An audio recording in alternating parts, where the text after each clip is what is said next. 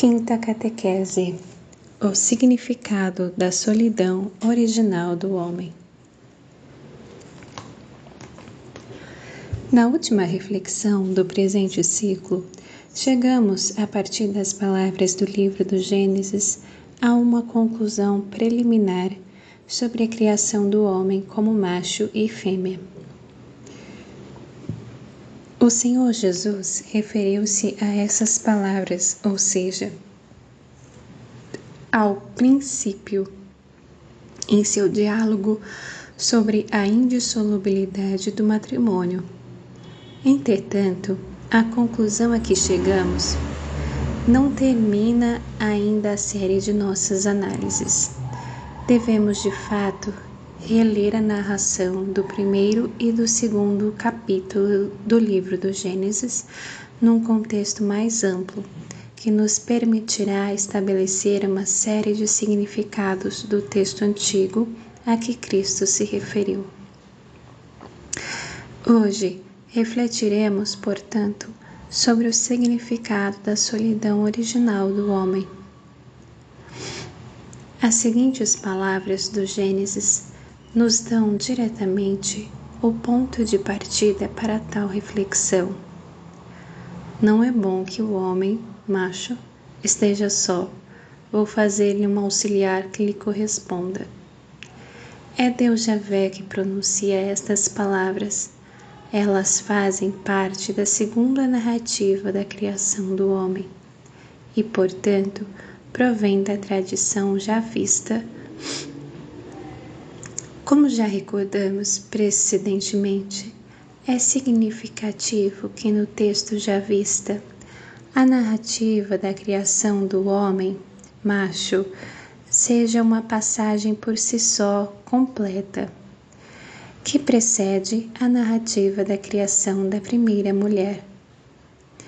É, além disso, significativo que o primeiro homem Adão, criado do pó da terra, só depois da criação da primeira mulher, seja definido como macho, Ish.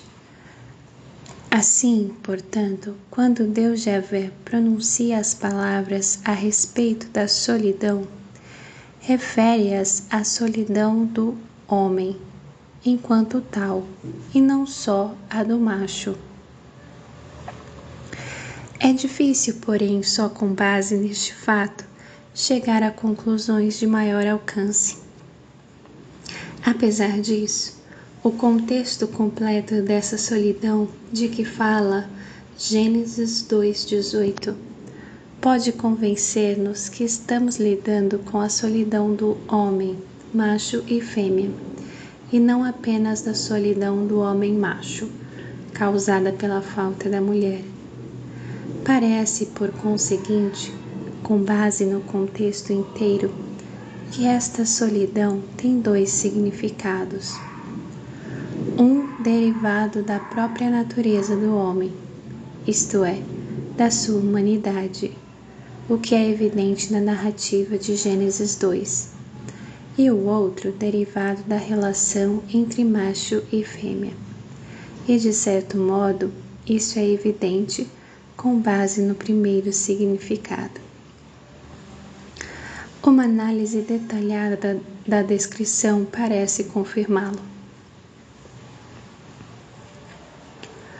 O problema da solidão manifesta-se somente no contexto da segunda narrativa da criação do homem. A primeira narrativa não menciona esse problema. Nela, o homem é criado em um só ato como macho e fêmea. Deus criou o ser humano à sua imagem, homem e mulher ele os criou. A segunda narrativa, que segundo já mencionamos, fala primeiramente sobre a criação do homem, macho, e só depois sobre a criação da mulher a partir da costela do macho. Concentra a nossa atenção no fato de que o homem está só, e isto apresenta-se como uma questão antropológica fundamental, que é, de certo modo, anterior à questão levantada pelo fato de o ser humano ser macho e fêmea. Essa questão é anterior, não apenas no sentido cronológico, mas principalmente no sentido existencial. É anterior por sua própria natureza. Esse é o modo como a questão da solidão do ser humano se apresentará, do ponto de vista da teologia do corpo, se conseguirmos fazer uma análise profunda da segunda narrativa da criação em Gênesis 2. A afirmação de Deus Javé, não é bom que o homem esteja só, aparece não só no contexto imediato da decisão de criar a mulher, vou dar-lhe uma auxiliar semelhante a ele, mas também no contexto mais amplo de motivos e circunstâncias que explicam mais profundamente o sentido da solidão original do homem. O texto já vista liga a criação do homem, acima de tudo, com a necessidade de cultivar a terra. E isso parece corresponder ao chamado a encher e dominar a terra, encontrado na primeira narrativa. Depois disso, a segunda narrativa da criação fala de o homem ser colocado no jardim do Éden, e deste modo introduz-nos ao estado de sua felicidade original. Até este momento, o homem é objeto da ação criadora de Deus Javé, que, ao mesmo tempo, como legislador, estabelece as condições da primeira aliança com o homem.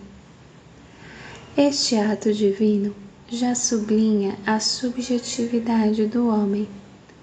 A subjetividade encontra nova expressão quando o Senhor Deus formou da terra todos os animais selvagens e todas as aves do céu e apresentou-os ao homem macho para ver como o chamaria. Portanto, o primeiro significado da solidão original do homem é definido com base em um específico teste ou exame a que se submete o homem diante de Deus e, em certo modo, também diante de si mesmo. Por meio desse teste, o homem toma consciência da própria superioridade, ou seja, de não poder colocar-se em igualdade com nenhuma outra espécie de seres vivos sobre a terra.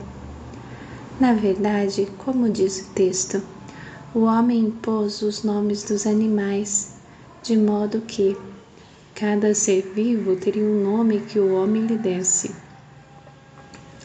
E o homem deu nome a todos os animais domésticos, a todas as aves do céu e a todos os animais selvagens, mas não encontrou um auxiliar similar a si mesmo.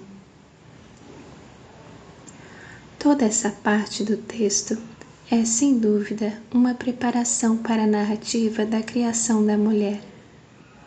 Não obstante, ela também possui seu próprio significado profundo, independentemente dessa criação. Portanto, o homem criado encontra-se desde o primeiro momento da sua existência diante de Deus e em busca de seu próprio ser, por assim dizer. Pode-se dizer em busca de sua própria definição. Hoje em dia, se poderia dizer em busca de sua própria identidade. A observação de que o homem está só no meio do mundo visível e, em especial, entre os seres vivos, tem nesta busca um significado negativo, na medida em que exprime o que ele não é. Apesar disso, a observação de que ele não pode se identificar essencialmente com o mundo visível dos outros seres vivos, animalia, tem ao mesmo tempo um aspecto positivo para esta busca primária.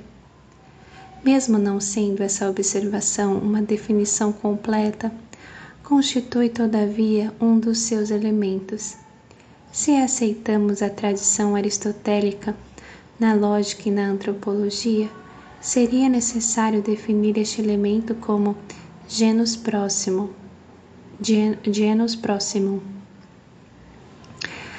O texto já vista nos permite, todavia, descobrir ainda outros elementos desse admirável trecho, em que o homem se encontra só diante de Deus, sobretudo para exprimir, através de uma primeira autodefinição, seu próprio autoconhecimento, como primeira e fundamental manifestação de humanidade. O autoconhecimento anda de mãos dadas com o conhecimento do mundo, de todas as criaturas visíveis, de todos os seres vivos a que o homem deu nome, para afirmar ante eles a própria dissimilaridade. Assim, portanto, a consciência revela o homem como o ser que possui o poder de conhecer a respeito do mundo visível. Com este conhecimento, que o faz sair, de certo modo, fora do próprio ser, o homem, ao mesmo tempo, revela-se a si mesmo, em toda a peculiaridade do seu ser. Ele não está apenas, essencialmente e subjetivamente só. A solidão, de fato, também significa a subjetividade do homem, a qual se forma através do autoconhecimento. O homem está só porque é diferente do mundo visível, do mundo dos seres vivos. Analisando o texto do livro do Gênesis, tornamo-nos, em certo sentido, testemunhas do modo como o homem, com o primeiro ato de autoconsciência, se distingue ante Deus Javé de todo o mundo dos seres vivos, animalia, como ele, consequentemente, se revela a si mesmo e ao mesmo tempo se afirma no mundo visível como pessoa. Aquele processo delineado de modo tão incisivo em Gênesis 2, 19 a 20, processo de busca de uma definição de si mesmo, leva não só a indicar, voltando-nos novamente à tradição aristotélica, o genus próximo, que no capítulo 2 do Gênesis é expresso com as palavras "deu nome", a que corresponde a diferença específica, que é, segundo a definição de Aristóteles, non zonoetikon. Tal processo leva também à primeira delineação do ser humano como pessoa humana, com a subjetividade própria que caracteriza a pessoa. Interrompemos aqui a análise do significado da solidão original do homem. Retomá-la-emos daqui a uma semana.